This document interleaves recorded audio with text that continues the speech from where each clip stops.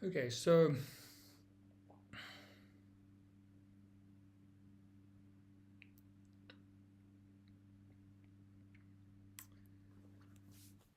I am busy trying to solve an issue at work.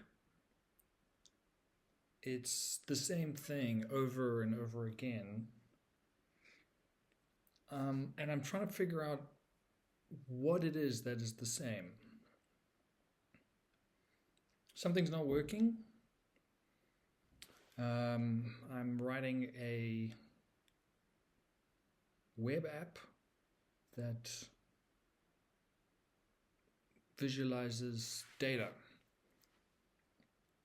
And you embed the app into articles, websites, and there's also a standalone version. And it's not working, right? Click, click, click. Oh, that's not what's supposed to happen. But the issue is that it's an incredibly complicated piece of code. So if I make a change anywhere in the code base, my task is to figure out what the repercussions of that will be. Sure, I can run it locally, make the change, and then test it, play around with it. But I will not know what the effect of that change will be in the future. There are ways you can sort of figure it out. That's basically the job, is holding the complexity of the system in your head and being able to logically understand how effects travel through, how a change might travel through, and designing it in a way where you can do that. Designing the software in a way that you're able to tell what each effect is going to do.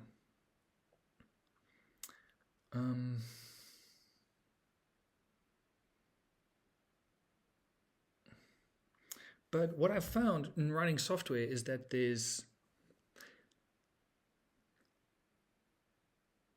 I've tried to figure out, is there a fundamental approach one can take to control the anxiety you get when you make changes.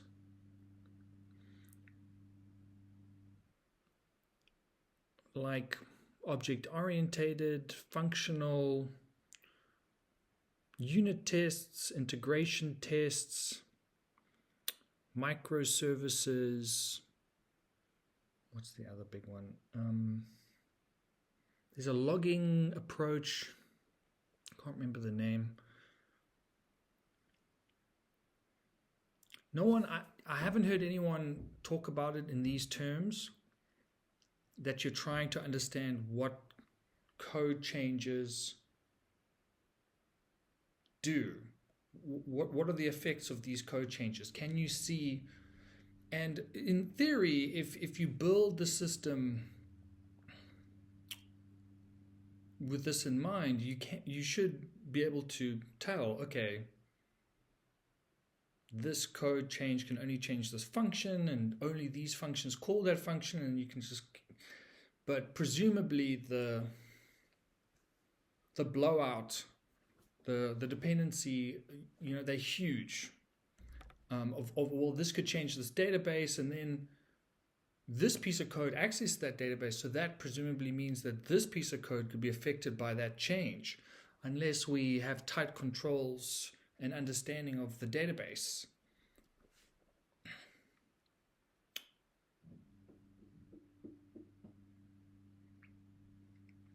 So again, my idea that the whole purpose of these videos is to try to clarify for myself what this is and what it might take and what a solution might look like. And is it practical? Or how might it be practical? And what am I trying to achieve here? My idea is to use usage, to intimately connect usage within the software design process, within the software development process. So I'm busy changing some code. I would love to know what the effects of that code are going to be in the context of usage. And one big issue with this, maybe the biggest, is just how impractical it is, because of how much usage there is and how do you capture usage. So one thing is, and not just usage, but how do you report on the effects on effects? So the software I'm writing allows for you to embed this application or code into your website. So you have some text, and then you put a code in that inserts this JavaScript that executes JavaScript, which then inserts, a block within the text with graphics. And that's done using a URL. So in a sense, I could just list out all the URLs that anyone has ever used in this website. I mean, in my case, you can capture, in terms of the embedding the code into websites, you can capture all the inputs using just a simple string. But that's only for the embeddings. When you use the app, you can also just expand the app, full screen it, and then now you have a bunch of controls. You can click on and you can drag the time frame that you're looking at. You can add charts, you can convert things and draw things differently. So in order to capture that as inputs, in order to be able to test the usage of every code change with every single input, you have to capture every single action that occurs on the website. It's, in the React world, I don't write React code, but I know that, there was I think the lead, Dan, he,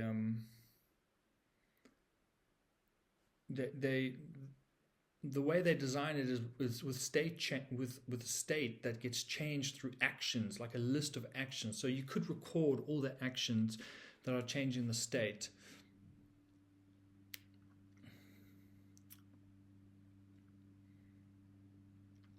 But what about mouse movements? What about scrolling? What about dragging?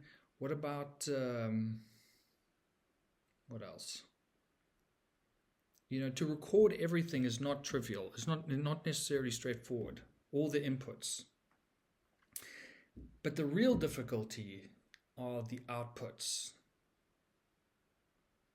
The web app itself is very complicated. The output really is a chart, which is a series of numbers, and a lot of them. Perhaps I don't know, 1,000 numbers, and the output that's the one problem. It's just that this capturing the output of the app is very data intensive. The other is that the app is not just producing output, it's also doing things. It's also connecting to things from the outside world. So it could be connecting to a database, and that database could be changing. So now, even though the exact same call is being made to the database, back comes this weird code, these weird numbers that weren't the same the last time you did the recording.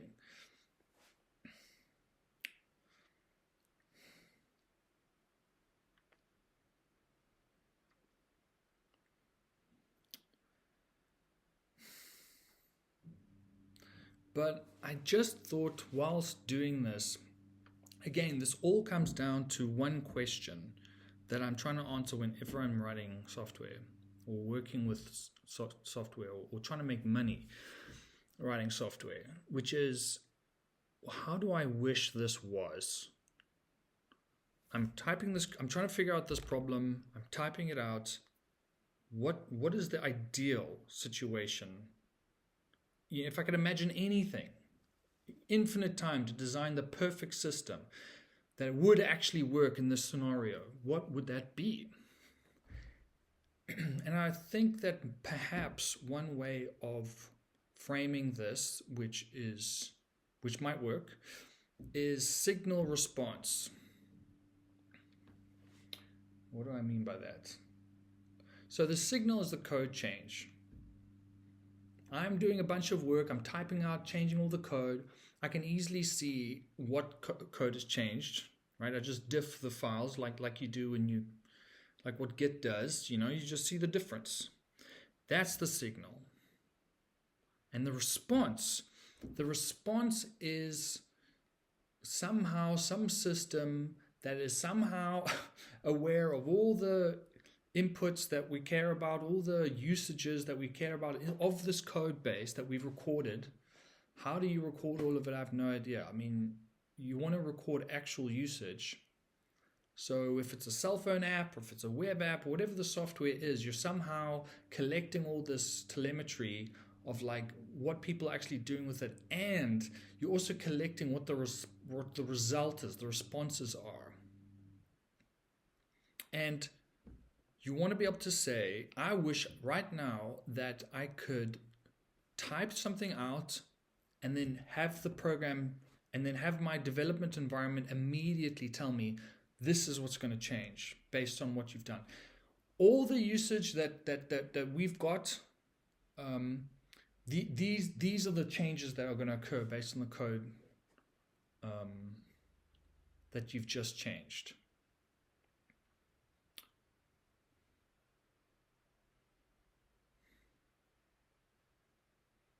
Right now, what is that going to look like?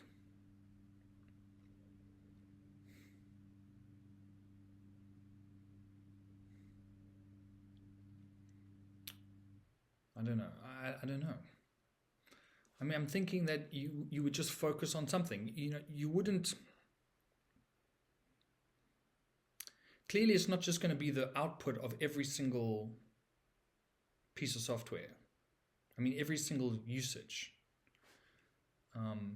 Like 1,000 screenshots. I mean, what's that going to do for you? Even one screenshot, looking at it, you don't know if it's working. But instead of having the response be, input output pairs with the total output, you can instead focus on things. You can say, well, there shouldn't be any errors. It shouldn't crash. Like, there should be a chart. There should be output. What else? I could figure out the average value in my graph and say it shouldn't change that much. It should stay within a factor of 10. If all of a sudden it's like 1,000 times more, all the numbers are 1,000 times higher on average, Clearly something is wrong. Something's wrong. Like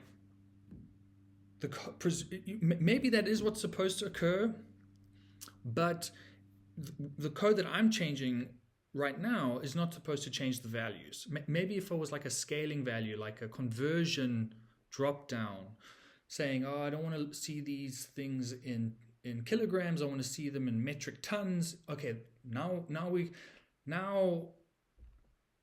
my development environment saying, hey, look, all the values have suddenly changed massively, like hugely. Then I'd be like, yeah, that makes sense. I can ignore that. In fact, that's what I want to see.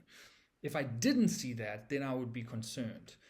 So I don't know if this is the right approach. It feels a little bit like a lot of work and just adding complexity, like writing tests does. But I can't think of a better way to do it at the moment. Regardless, I think fundamentally this captures the idea that I'm going for. And if this fundamentally, the whole idea of take a code change, run it through usage, and follow certain things and compare it to the outputs of previous runs, previous code. I mean, in fact, you don't even have to store it. You could just run it, have two sets of code, the code that's currently running, and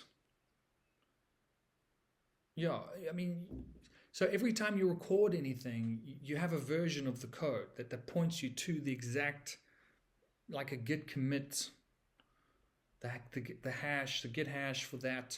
And then you can say, okay, with this version of the code, this is what was going on. But now with your change, this is what's going to happen. Right? I mean, why don't we have that already? It's not straightforward. But as a developer, and I've been, writing code professionally for about 10 years now,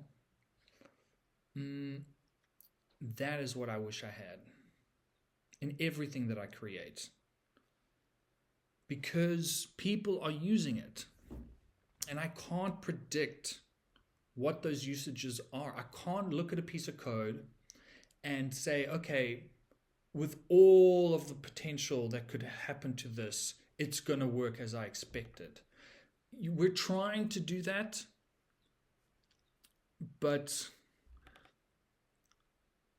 people have been trying to solve this problem from the code side since, the first computer programs, since the 50s. And I suppose we've gotten better at it, but I just think this is an intractable problem. We should still keep trying to figure out how to write code where we know, okay, all the potential uses of this code are going to behave the way we expect. But I think this is what keeps coming up for me is it still going to behave the way it was when I make this change? Or is some weird unintended consequence going to come down when they do exactly what they did yesterday and now it's not working?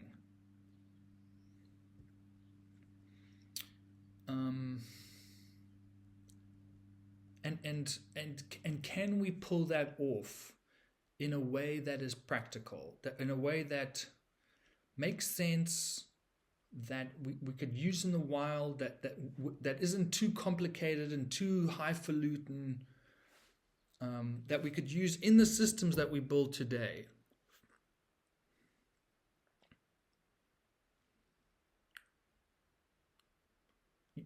With some basic approaches and concepts and a basic some, you take the code, you have to build your code in this way, right? Yeah, clearly you have to be able to build your code in a way that you can just feed it inputs. Like you have to have a clear separation of inputs. So you have, otherwise, how else are you going to test this change against something saved somewhere? Somewhere in a database on the file system is saved these signal response or these input output pairs. Right? And then now you've changed your code and you need to say, okay, what is going to change based on this code change? So your code has to be able to now, you have to be able to run the code and feed in these inputs and then check the outputs and then compare them.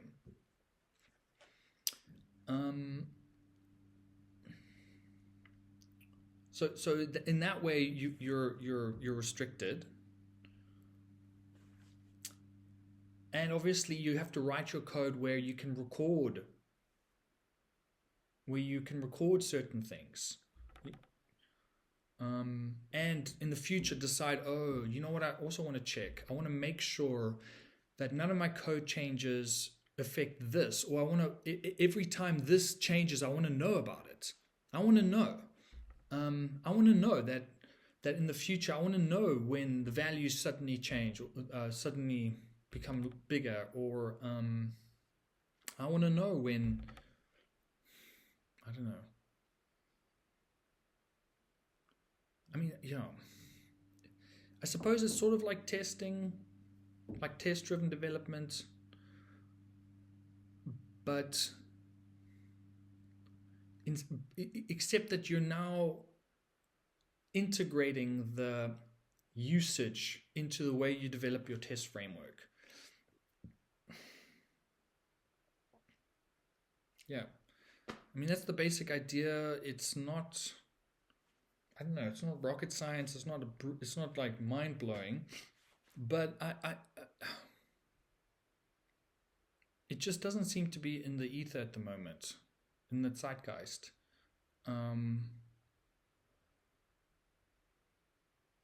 Yeah.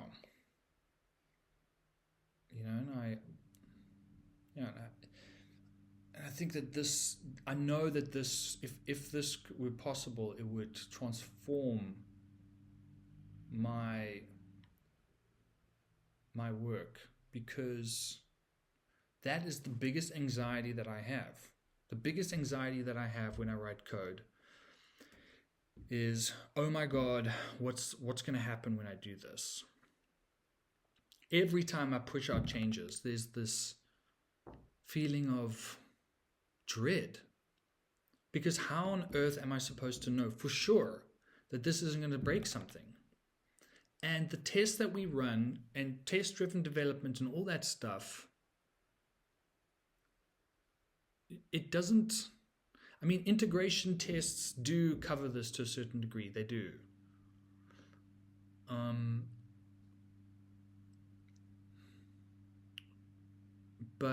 And I suppose if you're really careful with your integration tests, and every time a user comes in and says, oh my God, this isn't working, then you just capture that inside of the integration test, then you're basically going to achieve the same thing. But you have to manually record precisely what occurred. Yeah, so I suppose it's not that far off from just integration tests, but you're carefully recording everything. But I still think if you design it this way, you wouldn't have to. You've designed your system in a way where any code change, you can see exactly what previous usages of the software, how they will change based on the code changes that you just implemented. Maybe this isn't practical, right? How do you record all of this stuff? How do you record the usage? What usage do you record?